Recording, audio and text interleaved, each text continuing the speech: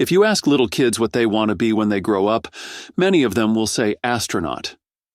There's something magical about the idea of floating in space, looking down at Earth, and being part of something bigger than life itself.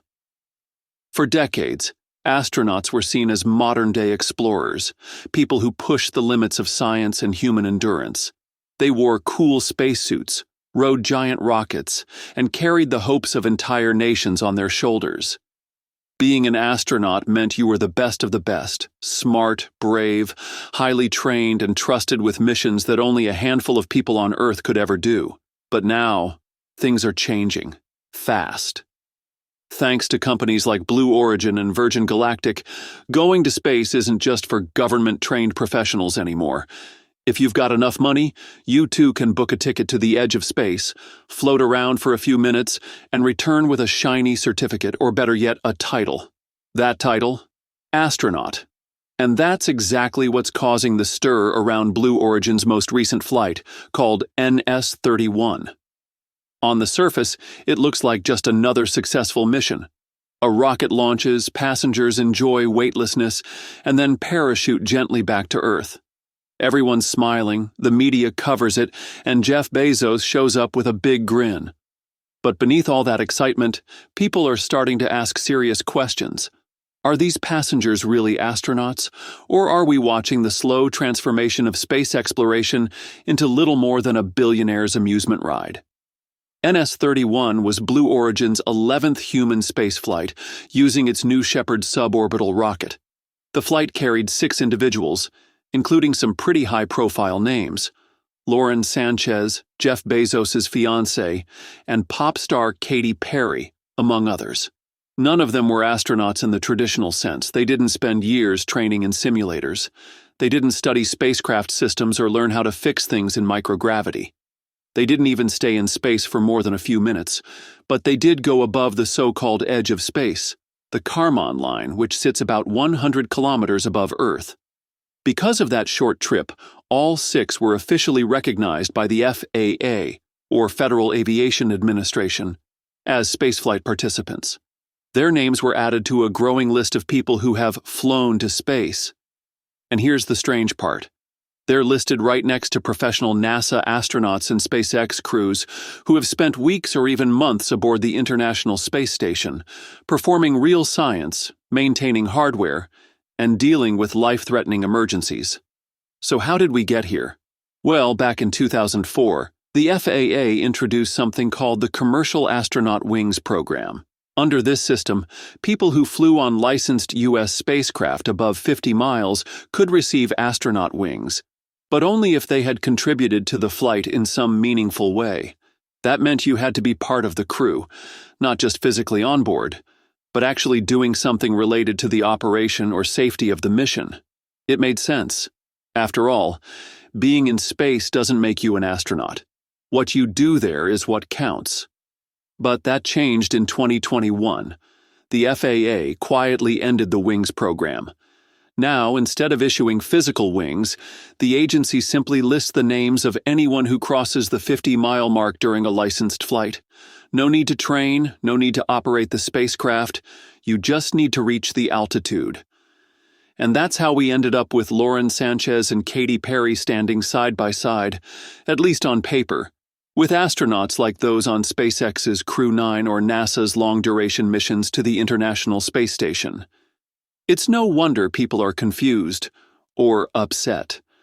Compare that with what real astronauts go through. NASA requires its astronaut candidates to have at least a master's degree in a STEM field. Many have doctorates. They come from military aviation, medicine, engineering, or research backgrounds. Once selected, they undergo years of intense training. They learn how to operate spacecraft systems, handle emergencies, survive in remote environments, even speak Russian. They train for spacewalks in massive pools that simulate zero gravity, and they're constantly pushed to stay physically and mentally sharp.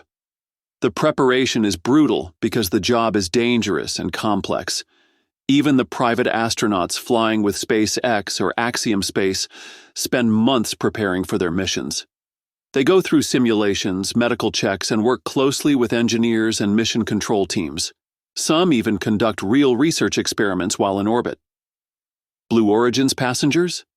Most of them train for just 1 or 2 days. They're shown how to buckle up, how to float safely, and what to do in case of an emergency. That's about it. It's a completely automated flight. They don't fly the rocket. They don't even touch a single button. So the difference is massive. Yet the current FAA system treats everyone the same if they cross that 50-mile line.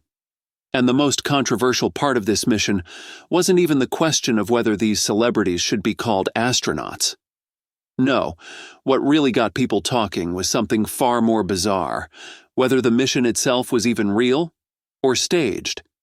Soon after rocket launched and landed, conspiracy theories started making the rounds online. Some viewers pointed out how too perfect the entire mission looked. The footage was crisp, the lighting flawless, the angles smooth, almost like it was pulled from a high-budget movie or generated by artificial intelligence. People started asking, is this even real footage or just digital wizardry? Then came the landing. The capsule touched down with such a gentle, graceful descent that some critics argued it didn't look natural. They expected dust, impact, some kind of jolt, but instead what they saw looked like a softly placed balloon settling on a pillow.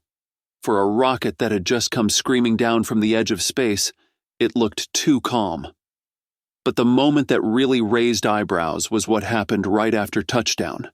In one clip, someone inside the capsule appears to open the door from the inside, before Jeff Bezos arrives on the scene with tools in hand, supposedly to assist with the opening. That one scene felt oddly choreographed. Viewers asked, if the door was already open, what was Bezos doing there with tools? Was this all part of a planned welcome home shot? Was it just for the cameras? The whole thing started to look to some more like a commercial shoot than a space mission. But let's step back and look at the facts. AI detection tools were actually used to analyze the footage in question. The result? A very low likelihood, between 0 and 5%, that the video was AI generated. In other words, it's highly likely that the visuals are authentic and not the product of deepfake technology or CGI. As for the smooth landing, there's a clear technical explanation. New Shepard's capsule is equipped with a retro-thrust cushion system, basically small engines that fire just before landing to slow the descent and absorb the impact. That's why it appears to land so softly. It's part of the design, especially important when carrying passengers who may not be trained for a rough touchdown. And the door? That could have been part of a routine, pre-planned crew operation. In suborbital missions like these, passengers are often briefed and rehearsed on how to handle entry and exit. The interior release mechanism could have been triggered intentionally as part of post-landing protocol. And Bezos showing up with tools? Well, let's be honest. The man owns the company. If there's a camera rolling, he's probably going to want a piece of the action.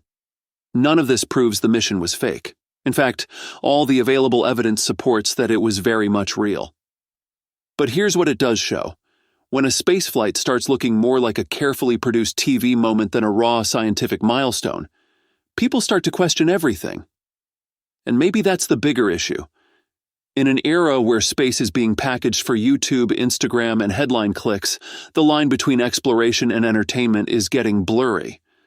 It's no longer just about going to space. It's about how good the footage looks when you do.